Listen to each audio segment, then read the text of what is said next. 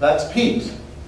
Peat is thousands of years old. It's roots and berries and trees and leaves and branches and ferns and moss. Other plants, cavemen, all compressed down. When it burns, it gives off smoke. When you use this to make whiskey, to dry out your peat, to heat up your still, smoke gets in to the liquid. And that's the origin of the famous smoky flavor of Scotch. So anyway, we're going to distill it in a copper pot still. Looks like a giant onion, copper onion. Every single distillery has its own unique stills that give unique flavors. And then out of that comes a crystal clear liquid, which is about 150 proof, called New Make Spirit. And it can only be called whiskey after 2 or 3 years in an oak barrel. 3 years to make Scotch, about 2 years to make bourbon, then it's called whiskey. Now, if you follow those rules, you start with grain, you ferment it naturally, not adding sugar or anything artificial, and you distill that fermented juice at least twice, and you put it in an oak barrel, you've made whiskey. And that might be George Dickel in Tennessee, might be Tom Bullitt in Kentucky, might be Jack Daniels, might be the Bushmills, might be somebody else in Ireland, might be Johnny Walker. It's all whiskey. And they're all cousins. Sometimes they're very closely related. You go to Kentucky, you kind of wonder who they'll play. In Scotland, really the case. You go to the island of Islay, they are all cousins. Island of Islay. Which is always part of what whiskey tastes like. The culture of where it's made contributes a great deal to what wine people will call terroir. With whiskey, it's not so much about the rocks, the hills, the trees, and the weather, although that plays an important part. It's all about the culture. 150 years ago, Scotch makers never tasted each other's stuff, except the people in their own neighborhood. So you have certain regions in Scotland making whiskey like each other, because that's what they knew. But the ones in the north never went out to the islands and tasted the famous smoky scotches of the Outer Hebrides Islands. People in the islands probably never made it up to the space side, to the Napa Valley of Scotland, and taste the lighter Chardonnay kind of scotches. They never had that experience of different styles of whiskey developed in different parts of the country. Beautiful ones. So when we're looking at whiskey from the point of view of a judge, we look at each one individually. We begin with the assumption that the people who made this worked very, very hard at it, that they really care, that they have a passion, that families may have worked at those distilleries for generations. Certainly with Scotch whiskey, that's the case. Or maybe they had a passion like Tom Bullitt does. He wanted to revive his great-grandfather's recipe for bourbon. And he lived his entire life till he had enough money to be able to invest and restart the family recipe. We begin with the assumption that everything's going to be a gold medal winner because of the love and the passion that people put into it. And we look for several things. The first is we're going to look for the color. So I want you to take the glass closest to you. Just pick it up and look at it. All right? This is a single malt Scotch. It started out life as clear at 140 some proof, probably. It got put in a barrel, and during the time it was in the barrel, it turned that color. Now, a spirits judge will look at this and say, that's clear, that looks nice, it's very appealing. You give it 10 points. Almost always 10 points, unless there's a mouse tail in it, or sometimes we don't even care about that. Sometimes the Scotch is aged in a barrel, and it's moved right from the barrel into the bottom. And there are little bits and pieces of barrel that sometimes get into the bottom. And we don't do that on purpose usually, but some Scotch makers do. And so if we know that, we'll say, okay, that's fine. We're all right with that artifact, it's called. If it looks like it should, we probably do a good score. Then we're going to nose it. And nosing it, pretty simple process. You're going to pick up the glass, and not stick your nose in it. You're up in Napa Valley tasting wine, you'll shake it up, and if you do that with whiskey, you're going to get alcohol. It's going to burn your nose, and you're not going to be able to smell anything after that. So you want to just sort of pass it through your nose. And you should be able to find something. So what do you smell? Does it smell good for one thing? Ask yourself that question. You might find smoke. I did this with some prep boys in Denver. And I asked them whether they smelled. They said scotch.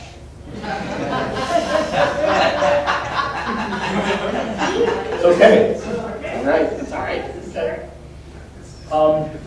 And then you want to look for cardinal flavors. You want to look for something like smoke. Which one are we drinking? Almonds. The one closest to you. The one closest to you. We're just doing this. We're not tasting the one closest to you. We're just looking at it. Okay. And you want to smell and see what do I smell in there. And the answer is whatever you pick out is fine. We're not like wine tasters with framboise and chocolat and leather, all that.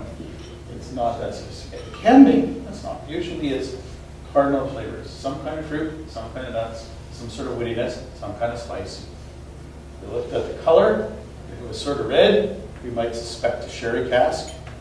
If it's kind of pale and honey and straw color, we might suspect a bourbon cask. We're looking at what we think is bourbon cask. We might find coconut, we might find banana, we might find tropical flavors, we might find almonds. What we think is a sherry cask, we might find things like figs, prunes, those kinds of things. Really good, we might find specific nuts like hazelnuts or pecans or walnuts, or specific fruits like peaches. For example, if since we had the Bushmills band here, if you ever had Bushmills 21-year-old, if they have any left when you get back, it's considered to be the world's best Irish whiskey. The whole gold medal sweepstakes winner at the World Spirits Competition. You're going to find nectarine in there. Okay, so put that glass down, and we'll begin with our first whiskey, number one, farthest away from you. All right? Pick this up. Have a nose. Look at the color, have a nose. Then have a wee taste. This is kind of to acclimate your mouth. Because the first sip is always going to be a little odd. It might burn, it might be rough, it might, your mouth, your brain is saying, I want something sweet and delicious. Your mouth is saying, no, this is smoky and it's hot. Maybe not. It might be sweet and delicious too. But you've got to connect. And your mouth is beginning to feel a little bit about it. So then I want you to take that water you brought with you. And if you have a straw, take the straw, get a little bit of water, and drop a few drops of water into this glass.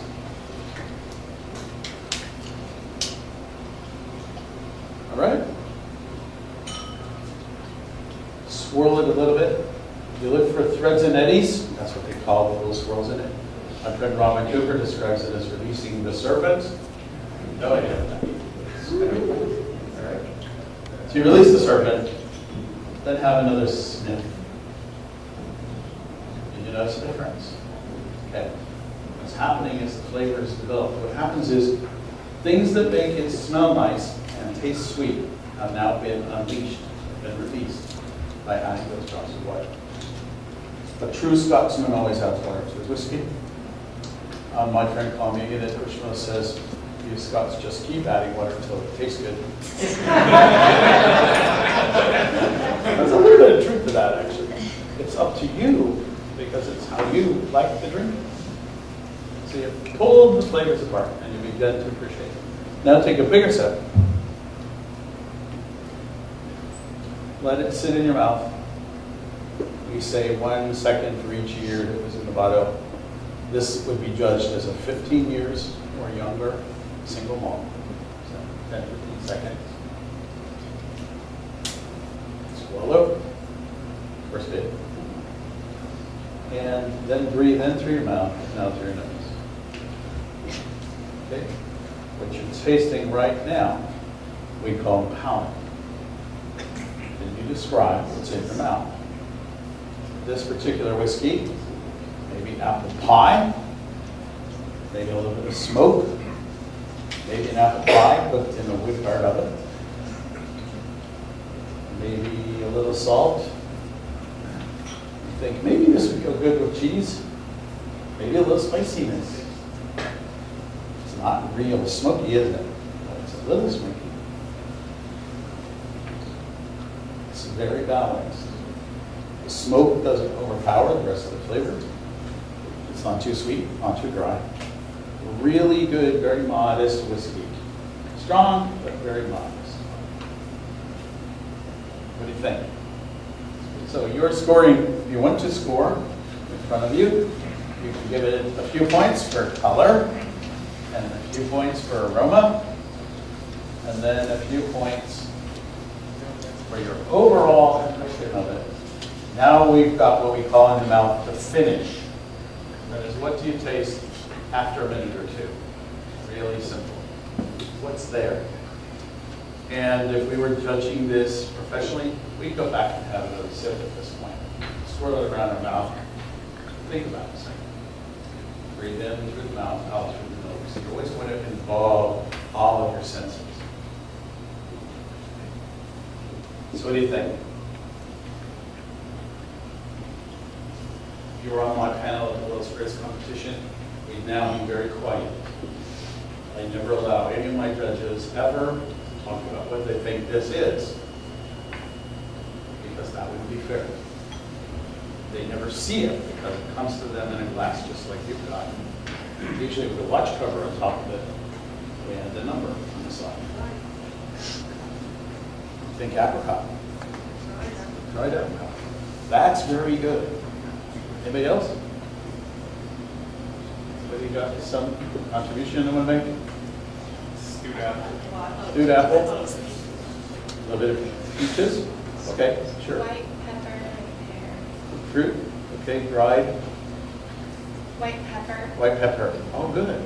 Yes, Very white good. pepper. There is a spiciness in it, Yes. for sure. Yeah. Definite spiciness. More of a cinnamon than Okay. Cinnamon, yeah. Okay. Good. Very good. All right. So this is a pretty good one. Let's go on to the next one. Oh. Next one. How does it look? Now, when we're judging professionally, we don't judge them against each other. So we're never going to say one is better than two, unless we have a whole lot of really good ones we're forced to pick. All right. We're judging each one on its own merits. So this next one is a single malt, a Highland single malt, 15 years and above. A little bit older, judged with its own class, which is that extra age thing. So older, you might expect what? When you're looking at it. You might look at it and see a little darker. So it's been in the wood a little longer, have a little extra chance. Okay? All right? So have a nose. You expect more woody notes, or maybe more vanilla, more caramel. Those are things that come from oak or oakiness. Okay. Have a taste. This Highland whiskey, it might remind you a little of the first one. Comes from the same general geographical area. This one's also very strong, but very modest, very middle peat. We use a scale of 0 to 10 for peatiness. This isn't really peaty, but it still has some smoke. So I might give it a 4 or 5. A little more developed flavor. In the first sample, the smoke was in the front of your mouth, which happens with younger whiskey. This one, the smoke is more in the back of your mouth, which is what happens when a whiskey gets older. So when we're looking at whiskeys at certain ages, trying to discover what age they are or think about it, we look for where does that flavor appear in our mouth or our throat. Okay. Then add your water. At some point, you know, in the San Francisco competition, we like using crystal geyser water or water just like this, as long as it's pure and clean. And we'll take the cap from the bottle and use that as our standard measure. It just makes it easy. Okay? With this amount? Yeah, it's easier than pulling with the straw. So if you want to use that, you can do that. And then go through the same process. All right? Okay. And water makes a difference. Now, if we were blending this whiskey to make a Scotch whiskey blend, like a Johnny Walker, in order to discover the flavors, we would keep adding water more and more. And at the competition in London, we do that. We add water twice because we're looking for more flavors. When you add more flavor, more water to it, you pull out some of the more prominent flavor characteristics. You wouldn't necessarily drink it that way, but it'll help you evaluate it a little better. And if you're buying a good bottle of single malt for the first time, you got to try it. This is a great way to do it. Your first glass. Get a wine glass like this, or sherry glass, and go through this process. Then discover how it is you like to drink it. If you want to put ice in it, that's up to you. Right? In Scotland, we don't make ice on purpose. That's my grandmother's favorite saying. So, what do you think?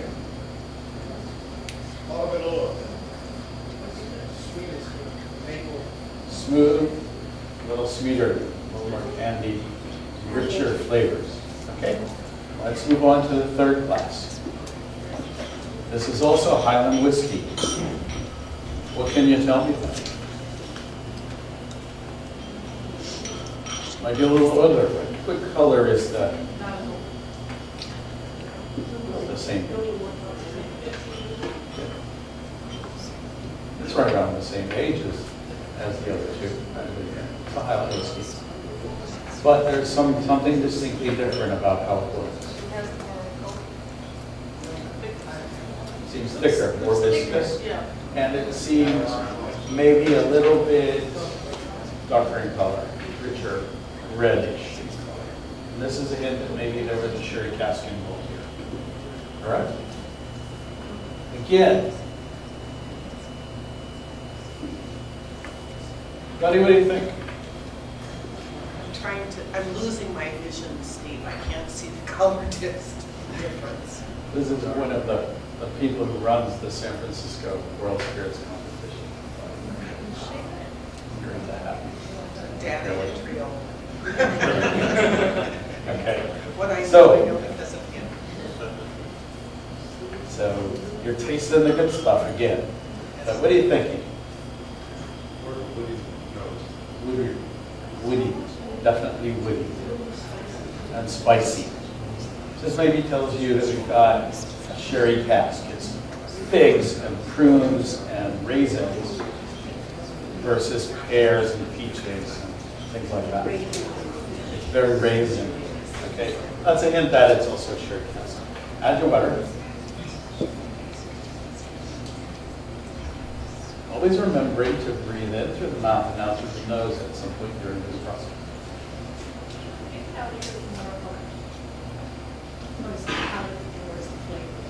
Okay. Flavor is more your general impressions. Things like, did you like it? Did it taste good? What were the things that it reminded you of? And the palate are things that you definitely distinctly can identify. So when we're talking about spiced apple, for example, or you might find in one or two a chili pepper or ginger or cinnamon. Those are things we would identify as part of the palate.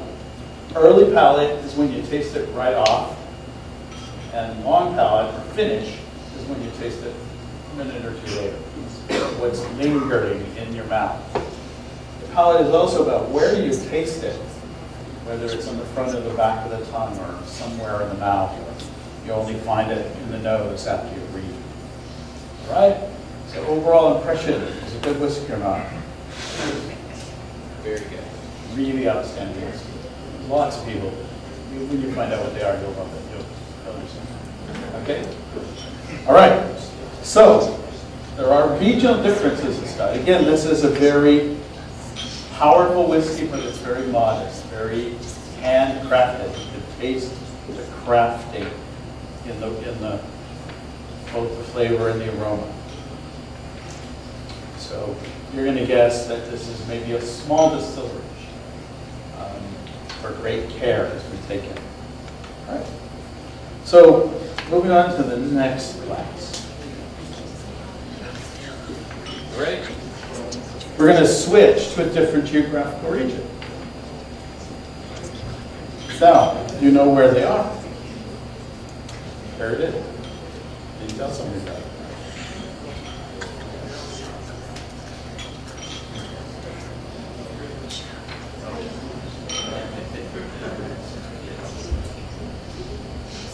Tu veux dire, non, par la fée arte.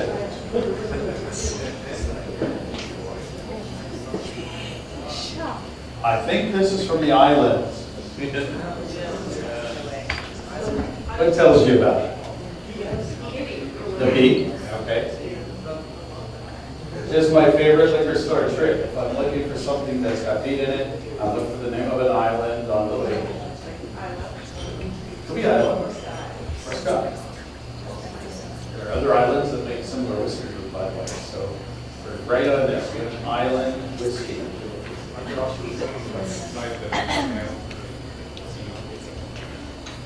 Generally, peat is from the islands. And what's from the rest of the country? Much less peat. On the coast, they share a little bit of peat. And as you move inland, over the course of time, the inland whiskeys use less and less peat. They were easier to get to market. They were chosen by blenders because of some of their softer characteristics. And the American market likes less peaty whiskey, or at least it used to. And so consequently, those distilleries kind of thrived. And the island whiskeys continue to make their sort of meaty, powerful, stronger, spicier whiskeys. Okay? So what did you, when you tasted this? Color really nice. Kind of dark, so it should tell you it's appropriately aged. This is 15 and above. But there's a nice sweetness to it that you don't always find in an island whiskey. And a bit of iodine. A bit of ocean. Maybe even the sweetness of an oyster. A little bit of ocean. Definitely some spice. Can you identify what that spice might be? Jalapeno? Habanero? Chipotle? Maybe a chipotle. Smoky, spicy, very, very good. Again, very unique. Yes, ma'am. When you're tasting, where do you put it on your tongue? Is it kind of like in the middle of the tongue? I'd like to have it on the hollow of my tongue. I sort of make a spoon out of my tongue. And while I sit there, I can't wait 15 to 18 seconds.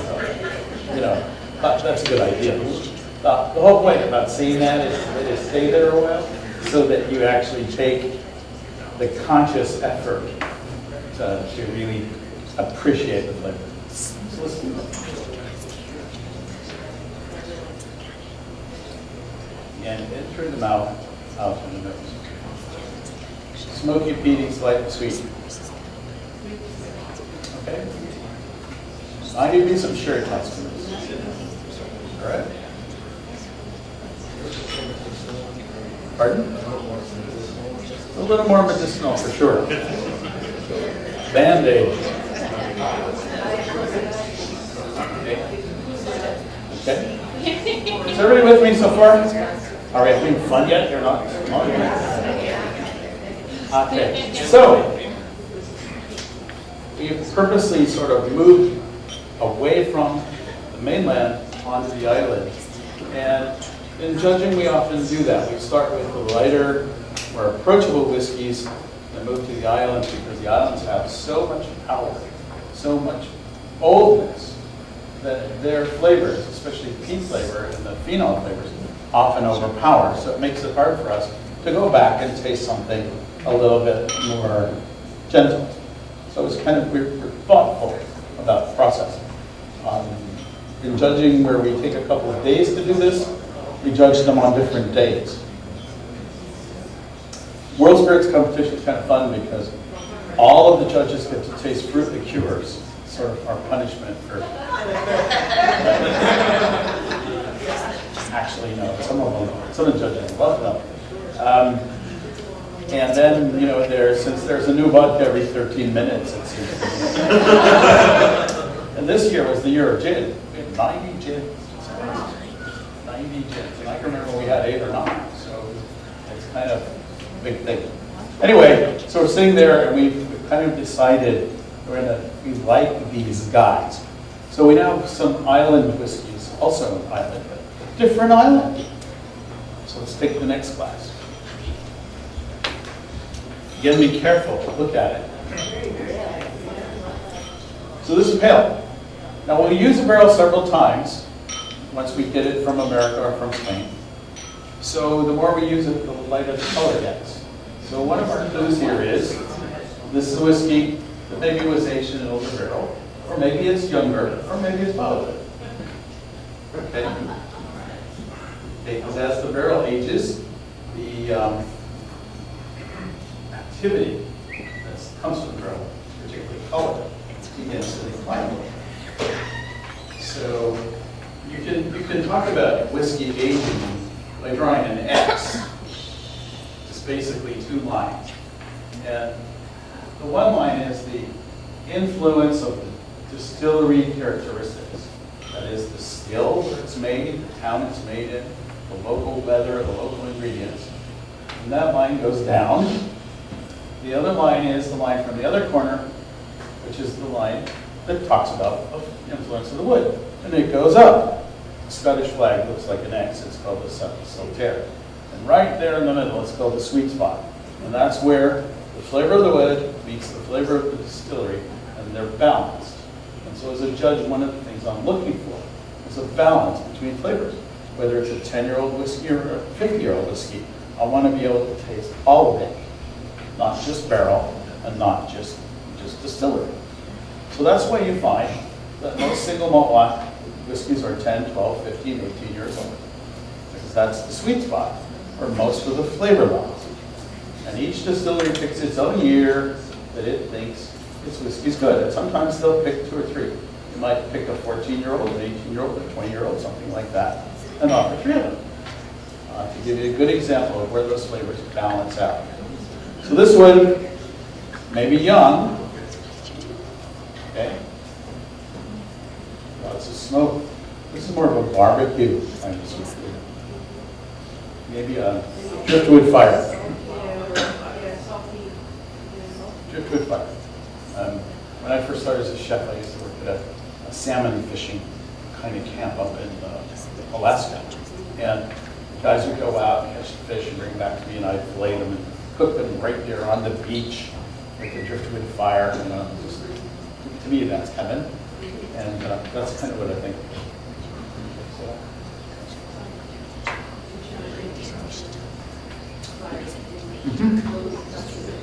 All right.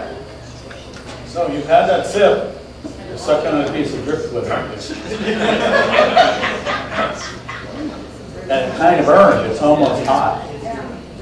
Okay. So that's telling you a couple of things. This whiskey may be a higher proof than the 40% or 46 or 45 that you're used to. In fact, it's so powerful, it might even be cask strength. So if we were judging, we'd tell you that. We'd tell you that this was 56 point something % alcohol. I mean, it came right out of the barrel this way. Please talk to me then. Some people like that. Rare, probably expensive because of that. So we add a little water to this, maybe a little more than before, because it's stronger. Okay. When you have a nice young whiskey like this, you'll be able to tell a lot about the distillery that it came from. These are characteristics that identify that distillery very, very well. We do, more distillery than barrels. Good point. But people like that because lots of whiskey aficionados like their whiskey like people like wine. They like they want to know the winemaker. They want to know what year it was. They want to know what side of the road it came from. Okay. Okay. I always joke actually about this one being made in the middle of the night in the middle of January. Because that's when we get particularly nice stuff. Because of the cool temperature. Anyway, have a little sip again. Put it in your mouth a little bit. Nice and sweet, but lots of smoke, tiny bit of spice, touch of fruit.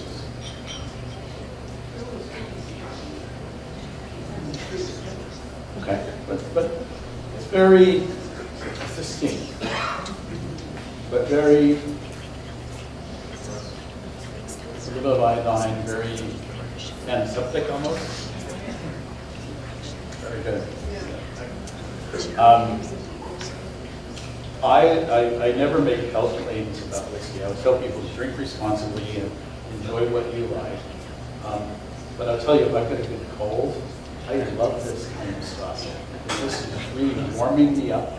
And it's just making me feel comfortable. Or I like to get in my big lazy boy with a glass of this and read a nice, really good book and listen to some really great music. Just kind of enjoy it, you know? This is comfort. This is total comfort for me. All right? Yeah. It's just, you want to just curl up with this. And this is, you know, one of those desert island whiskeys where you don't really care if anybody's there with you. Just want to have it's just good company, good way to do it. So we've gone from modest, stronger, modest, and kind of unassuming, the first three, so sort of big and powerful and spicy. And now this one is this wonderful kind of sultry smokiness with a little bit of ocean air and fog rolling in all around it. Let's go to the last one then. What does it tell you when you look at it? Been in the barrel a while. And the color is sort of rich and red. So definitely a sherry cask. And kind of viscous. When you look at the legs, they form very, very, very slowly. Then when we nose it, finally,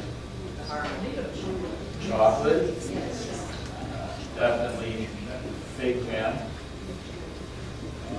tiny bit of spiciness, with a caramel that you can almost tell it's sweet before you even taste it.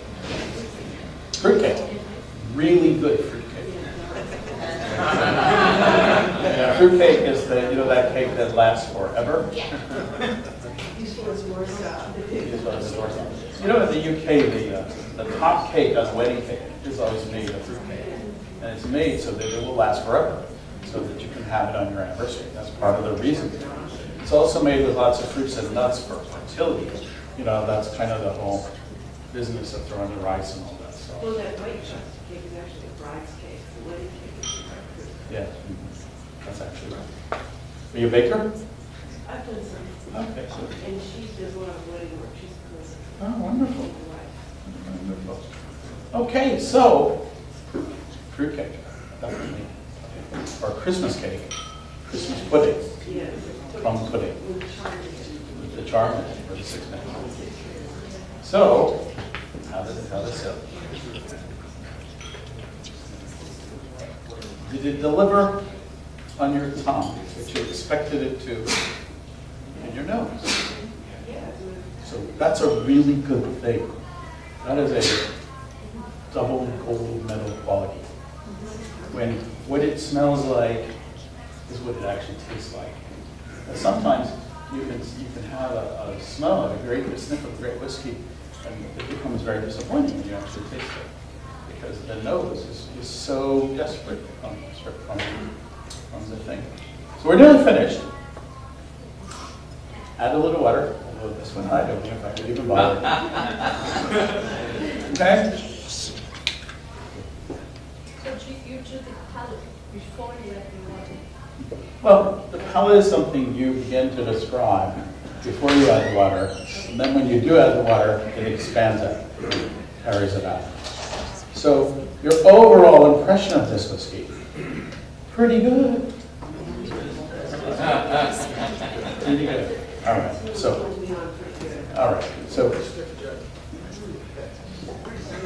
in the interest of time, because we need to get kind of move along here, any questions before we draw this to a conclusion?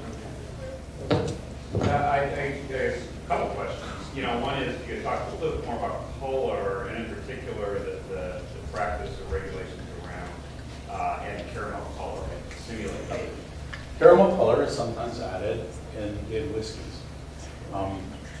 If it's naturally derived, they don't generally tell you that they add it. And it's very hard for me to tell you with these whiskeys whether they've added that or not. Personally, I've tasted thousands of whiskeys in my career, and I've never been able to tell the difference between caramel coloring or not. If you're making certain American whiskeys, you may not add it at all, like Kentucky straight bourbons, for example. And scotches, the likelihood of adding caramel color becomes less and less as the whiskey becomes older and more expensive and more premium. But I think it's a debate that we can split a lot of hairs about, and I just don't really go there myself because I'm more about the enjoyment of it. It is parts per million, so it's, in my opinion, not enough to actually affect what the flavor is about.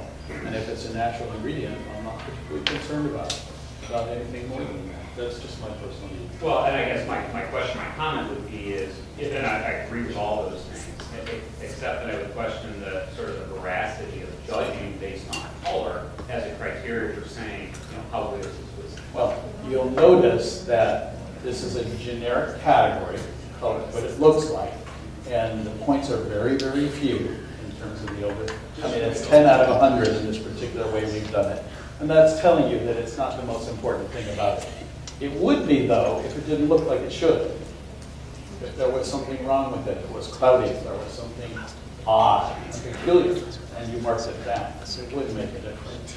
And that's the only reason. So it is not the most important part of it, but it is a part of it.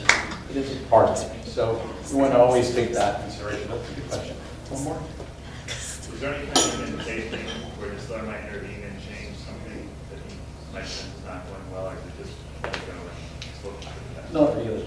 Not really. I think it's such a careful art and science at the same time that once a distiller falls upon the magic formula that they need, they keep it up. They might tweak it around the edges to make it a little more efficient or improve things, but probably not much. Most of the distilleries you've tasted here have been around for 100 or 200 years, and they've had a long time to practice to get it the way they like it. So probably not a lot of variation. So we're pretty much finished. You probably want to know what you got. Everything here is won at least a double gold or highly recommended gold. What's your favorite? I never met a whiskey like that. So One last drink. What would it be? one last drink. One last drink. One of these. World's coming to an end. Oh, I definitely would take one of the last ones, or maybe the first one. I like the first one lost. Okay, so strength and modesty. The first three are actually all the same distillery. There's a 14-year-old, the first one, 18-year-old, the second one, and a Montilla Florfino cask finished, the third one. They're all open from a tiny little distillery in a coastal town. And when I say strength and modesty, that's what I mean. It's a town everybody wants to visit. It's just beautiful, and they 2 stills, tiny little place, historic building, 1794. All of them are open, right? Next one after that is Talisker. It's a beautiful Talisker Amoroso cask finish. So it's probably about 12 years old. Is that the distiller edition? Distiller's edition. Okay. The last 2 are Lagavulin. The first one is a 12-year-old Lagavulin cask strength, specific. Okay, and the last one is actually the Pedro Menes cask, right? Right. Yes. Pedro Menes is very special sherry. He used to make very special brandy for the King of Spain. Very special grape. It was the king of sherries. And those casks are very rare and beautiful to make whiskey. So the last two are, Talisker and two Lagavulins, a 12-year-old and a 17-year-old. Okay? So, thank you all very, very much for coming and have an very enjoyable whiskey.